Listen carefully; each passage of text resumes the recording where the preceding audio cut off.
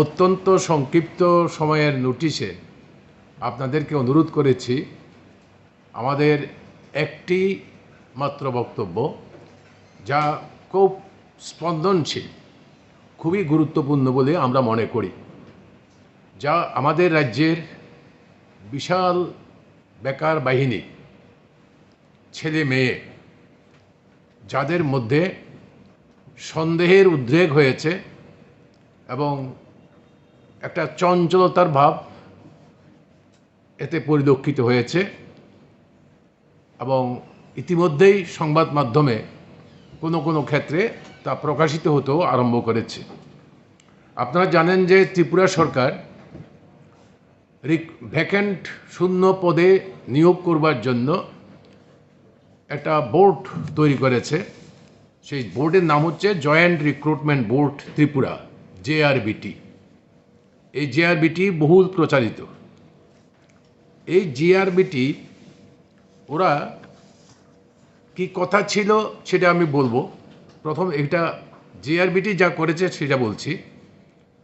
27 November 2020 একটা advertisement করলো to all Indian citizen. খেয়াল করবেন, ওরা বলেছে টু অল ইন্ডিয়ান সিটিজেন, যারা এলিজিবল তারা দরখাস্ত করতে পারে 1500 LDC পোস্টের জন্য, গ্রুপ সি পোস্টের জন্য। এবং অ্যাপ্লিকেশান হবে কি, এত জরুরি সরকারের অনলাইন অ্যাপ্লিকেশান হবে, কোনো কাগজ টাগজ ওরা দেখতে পারবে না বলেছে পরিষ্কার অ্যাডের মধ্যে। আপনারা এটা দেখে থাকবেন যে অনলাইন অ্যাপ্লিকেশান হবে, তার মানে ভেরি প্রম্পটলি হবে। 2020-এর 27 নভেম্বর এই JRBT প্রায় আবার দেখুন 12ই মার্চ 2021, তার মানে 5 মাস পরে আরেকটা অ্যাড দিল। অ্যাড দিয়ে বলল আগের যে 1500 পোস্ট আছে তার সঙ্গে আরও 910টা পোস্ট ভ্যাকেন্ট হয়েছে। তার মানে 2410 গ্রুপ সি পোস্ট ভ্যাকেন্ট হয়েছে। তার জন্য তোমরা আগে যারা দরখাস্ত করেছ শর্টে করার জন্য এখন তাদের দরখাস্ত করতে হবে না। বাকি যারা দরখাস্ত করতে পারেনি তোমরা দরখাস্ত করো, সবগুলো হবে অনলাইন। ক্যাটাগরি তারা ঠিক করে দিয়েছে কোন কোন ক্যাটাগরিতে এই ভ্যাকেন্ট পোস্ট আছে।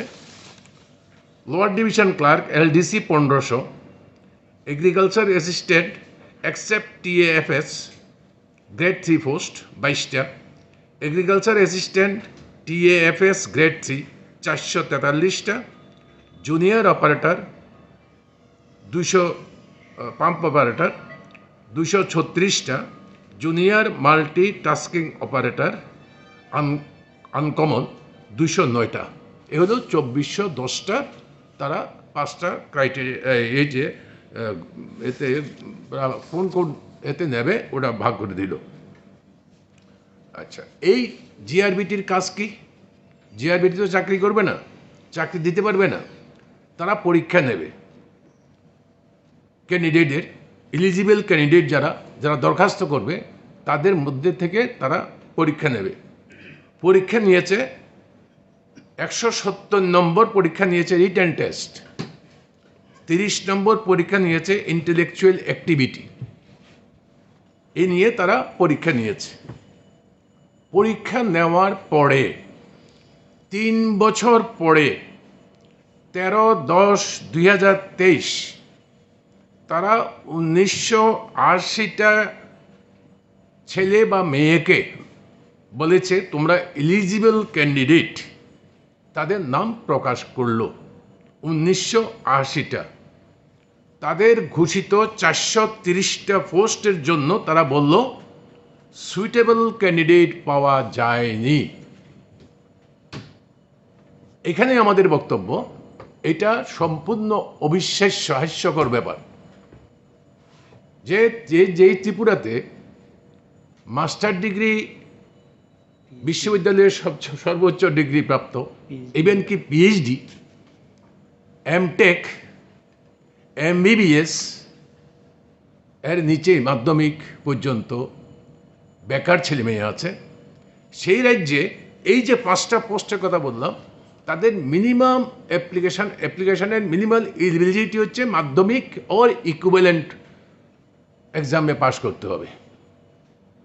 এই লোক নাকি পাওয়া যায়নি। Suitable candidate, what does it mean? Suitable candidate বলতে কি বুঝাতে চান ওরা, এটা বুঝতে পারছি না আমরা। এটা ছেলে মেয়েদের মধ্যে এটাই বড় প্রশ্ন হয়ে দাঁড়িয়েছে যে 1980টা কাদের নাম ঠিক করলো? 430টা পোস্টকে, এটা অবিশ্বাস্য। এবং ওইখানে আমাদের সন্দেহ হচ্ছে কি, এবং ছেলেদের সন্দেহ হচ্ছে যে নামগুলো প্রকাশ করেছে 1980টা নাম, তাদের কোনো অ্যাড্রেস নেই। নাম এবং সারনেম টাইটেল দিয়ে প্রকৃত পরিচয় পাওয়া যাবে না।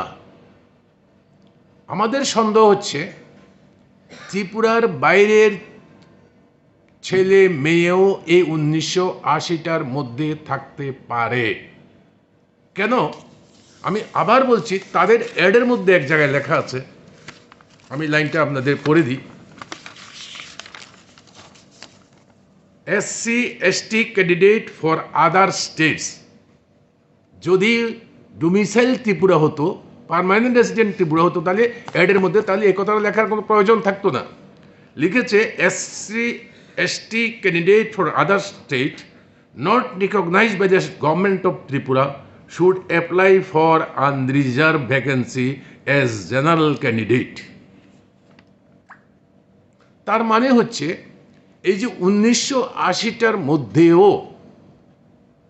ত্রিপুরার বাইরের লোক থেকে থাকতে পারে, এবং যা হওয়া উচিত নয় বলে আমরা মনে করি। আমরা মনে করি আপনাদের মাধ্যমে ত্রিপুরা সরকারের কাছে আমাদের বক্তব্য হচ্ছে, আপনি জয়েন্ট যে JRBTকে বলুন পুরো নামের তালিকা প্রকাশ করুক, ঠিকানা তাদের দিতে হবে। কারণ আমরা চাই যেই স্ট্যান্ডার্ডের লোক তারা নেবেন বলেছেন, এই স্ট্যান্ডার্ডের জন্য ত্রিপুরায় সাফিসিয়েন্ট নয়, লক্ষ লক্ষ ছেলে মেয়ে আছে। এখানে বাইরের থেকে আনার কোনো প্রয়োজন নাই। এই গ্রুপ সি, গ্রুপ ডি পোস্টে আমরা CPIM মনে করি আমাদের রাজ্যের ছেলেমেয়েরা অন্যান্য পোস্টের জন্য এলিজিবল, কিন্তু এখানে বাইরের কোনো প্রশ্নই আসতে পারে না। কাজেই এদের এইটা PRTC, এবং যখন আমি বলছি PRTCর কথা, আপনাদের কোনো কোনো কাগজে উঠেছে PRTCও নাকি নকল হচ্ছে, পয়সা দিয়ে কেনা যাচ্ছে। ভোটার লিস্ট ত্রিপুরার 60টা বিধানসভা কেন্দ্রের যে কোনো কেন্দ্রের নামেই তার নাম থাকুক, যেহেতু তার বয়স 18-র উপরে, ভোটার লিস্টে তার নাম থাকার কথা, তার অভিভাবকের নাম থাকার কথা। যদি ভোটার লিস্টের নাম সহ পাবলিশ করুক, PRTCর সঙ্গে এটা মাস্ট করতে হবে, অবশ্যম্ভাবী করতে হবে। এটা না করলে পরে ডোমিসাইল ত্রিপুরা ফলস সার্টিফিকেটও দিতে পারে। কাজেই এটা করতে হবে। এটা না করলে পরে মানুষ প্রতারিত হবে, মানুষের মধ্যে একটা ভুল বার্তা যাচ্ছে, অবিশ্বাসের বাতাবরণ তৈরি হয়েছে। 3 হচ্ছে যে পোস্টগুলো ভ্যাকেন্ট হয়েছে, ওরা বলেছে LDC 1500 পোস্ট, আমি যে বললাম আগে, যে পোস্টগুলো ভ্যাকেন্ট হয়েছে, এই ভ্যাকেন্ট পোস্টের মধ্যে ST তারপরে আপনার যে OBC না, ST তারপরে অন্য যেই রিজার্ভেশন আমাদের আছে, PWD, তারপরে আছে আপনার এক্স সার্ভিসম্যান।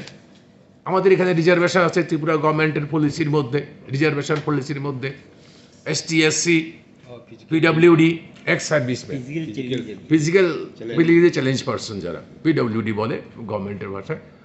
তো এই পোস্টগুলো এটার মধ্যে কিচ্ছু নেই। এই যখন অ্যাড দেয়, অ্যাডের মধ্যে কিচ্ছু নেই। এখানে ওই যে আগে বললাম বিহারের যিনি ST, এখানে ST নাও হতে পারে, বিহারের যিনি SC, এখানে SC নাও হতে পারে। এইভাবে এই পোস্টগুলো যাদের জন্য সংরক্ষিত যে পোস্টটা, সেই সংরক্ষিত পোস্টটাতে সংশ্লিষ্ট ব্যক্তি নিয়োগ হোক, এটাই আমরা চাই। কাজেই এখানে এই রিজার্ভেশনটা ঠিক মতো আছে কিনা এটা দেখা দরকার। রিজার্ভেশন ক্যাটাগরিটা ঠিক মতো আছে কিনা এটা দেখা দরকার। আমরা কেন কথাগুলো বলছি? আমরা বলছি আমরা চাই আমাদের ছেলেমেয়েরা যত দ্রুত চাকরি পাক, কিন্তু দুর্ভাগ্যের বিষয় JRBT যা করলো 1980টা পদের জন্য 3 বছর তারা পরীক্ষা নিয়ে বসে থাকলো, অনলাইন পরীক্ষা নিয়ে।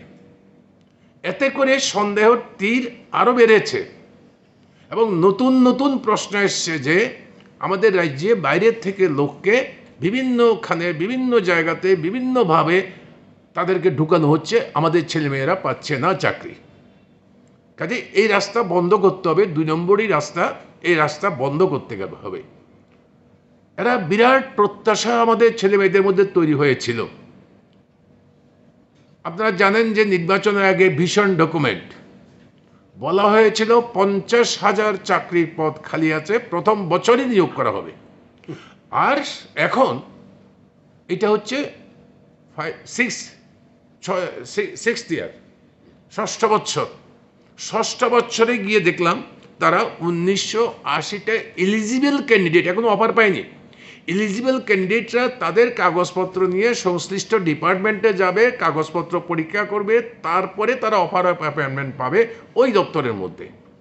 কাজেই এখনো অনেক দেরি, এখনো এই 7 বছর পরেও এখনো এই যে বিরাট প্রত্যাশা, এর বাইরে এই যে 50,000 চাকরির পদ, আমরা সকলে জানি যে আমাদের স্কুলগুলোতে অসংখ্য শিক্ষকের পদ খালি পড়ে রয়েছে, যা রাজ্য সরকার এক্ষুনি নিতে পারে। তারা যেই পদ্ধতিতে ইন্টারভিউ নিক, যেভাবেই নিক না কেন, আমাদের রাজ্যের ছেলেমেয়েরা চাকরি পাবে, এটাই আমাদের প্রত্যাশা, এটাই আমরা চাই। কিন্তু ওখানে কোনো ইন্টারভিউ হচ্ছে না। এর সঙ্গে যুক্ত হয়েছে, আমি ভীষণ ডকুমেন্টের থেকেই বলছি যে এর সঙ্গে যুক্ত হয়েছে 10,323 নতুন করে বেকার হয়েছে। তার মানে বিরাট সংখ্যক বেকার বাহিনী একদিকে যেমন আছে, অসংখ্য শিক্ষক এবং অশিক্ষক পদে শূন্য পদ আছে। আমরা অতি দ্রুত এই শূন্য পদগুলো যথাযথ নিয়ম পদ্ধতি অনুসরণ করে ত্রিপুরার ছেলেমেয়ে, ডোমিসাইল ত্রিপুরা, এই ছেলেমেয়েদের মধ্যে যোগ্যতার ভিত্তিতে চাকরি হোক, এটাই আমরা আপনাদের মাধ্যমে ত্রিপুরা সরকারের কাছে এবং ত্রিপুরার নাগরিকদের কাছে আমাদের প্রত্যাশা, আমাদের দাবি। মানিকবাবু,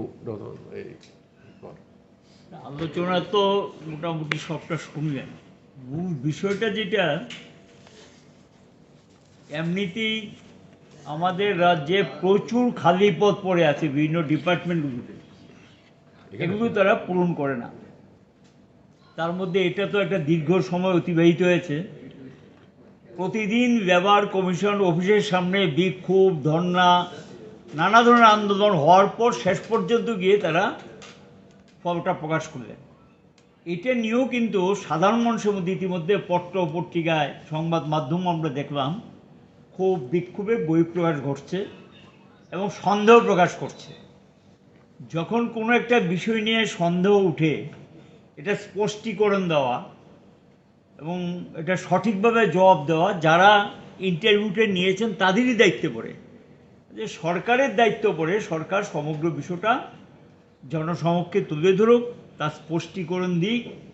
কারণ আমরা কোনো অবস্থাতেই এটা বিশ্বাস করা আমাদের পক্ষে সম্ভব না যে এ রাজ্যে গ্রুপ সি ক্যাটাগরির জন্য যোগ্য নেই। এটা কেউ বিশ্বাস করে? আমাদের রাজ্যের ছেলেমেয়েরা বাইরে গিয়ে চাকরি পাচ্ছে মেরিটি ভিত্তিতে এবং বিভিন্ন জায়গাতে খুব ভালো ভালো, শুধু বাইরে কেন, বিদেশে গিয়েও তো ভালো ভালো পোস্টে আমাদের রাজ্যের ছেলেমেয়েরা গিয়ে কাজ করছেন বা চাকরি, সরকারি, বেসরকারি, আধা সরকারি প্রতিষ্ঠানে কাজ করছে। যদি যোগ্যতা না থাকতো তাহলে শয়ে শয়ে ছেলে মেয়ে বাইরে গিয়ে তারা দারুণভাবে কাজ করছে। তা আমাদের রাজ্য থেকেই তো বাইরে গিয়েছেন, এখান থেকে পাশ করে গিয়েছেন এবং এখানে এই রাজ্যে তো যোগ্যতার কোনো ঘাটতি থাকার কথা না। যে যোগ্যতা নেই এইটাকে বললে, যেখানে একটা ভালো পোস্টে নামগুলো প্রকাশ করেনি, এটা কি? এই জায়গাটার মধ্যে সাধারণ মানুষের একটা প্রশ্ন এবং বেকারদের একটা প্রশ্ন তৈরি হয়েছে এবং এটা সরকার যাতে স্পষ্ট করে মানুষের সামনে যাতে বিষয়টা স্পষ্টীকরণ দেয় এবং তার কারণটা কি এটা যাতে ব্যাখ্যামূলকভাবে বলে এটা আমরা জানতে চাই মানে রাজ্যের জনগণ এবং বেকাররা এটা জানতে চায় এবং এই বিষয়টা নিয়ে ইতিমধ্যে যখন এটা পত্রপত্রিকা প্রকাশিত হয়েছে আমরা অপেক্ষা করেছিলাম যে বোধহয় সরকার থেকে কোনো একটা বক্তব্য থাকবে বা JRBT থেকে কোনো বক্তব্য থাকবে। আমরা দেখলাম এটা সম্পর্কে সরকারের দিক থেকে কোনো পরিষ্কার বক্তব্য নেই। এই কারণেই আজকে আমরা পার্টির পক্ষ থেকে এই বিষয়টা বলতে বাধ্য হলাম। আরেকটা বিষয় যেটা এই যে 10,323 নানাভাবে তারাই কিন্তু বলেছে যে এদের সবাইকে না হলে একটা ভালো অংশকে এখানে একটা ব্যবস্থা করা হবে। এগুলি কি সংবাদ মাধ্যম আমরা দেখেছি, তারাও বলেছে 10,323 সময় যখন দেখা করেছে কয়জন পেয়েছে, কারা পেয়েছে, এটাও তো 10,323 তারা দেখলাম নানাভাবে তারা বিক্ষোভ দেখাচ্ছেন যে তাদের নাকি কেউ পায়নি বা পেলেও 2-4 জন হয়তো কোথাও পেয়ে থাকতে পারে, এটা নিয়ে তাদের মধ্যে প্রশ্ন। তাহলে যেটা পারবে না এবং এদেরকে নিয়ে এর আগেও বহু নানা ধরনের প্রতিশ্রুতি নানা ধরনের কথাবার্তা বলেছে কিন্তু সেগুলি বাস্তবায়িত হয়নি। এটা তো ঠিক না। সরকারের দিক থেকে একটা পরিষ্কার পরিচ্ছন্ন কথাবার্তা থাকা উচিত। তার আগেও অনেক প্রতিশ্রুতি দিয়েছেন, সেই প্রতিশ্রুতিগুলো রক্ষা করেননি। 10,323 যারা তাদের মধ্যে এগুলো নিয়ে নানাভাবে ক্ষোভের বহিঃপ্রকাশ করতে আমরা লক্ষ্য করছি।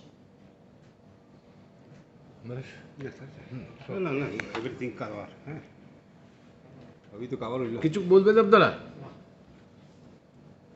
কিছু জিজ্ঞেস করার আছে? তাহলে তো থ্যাংক ইউ।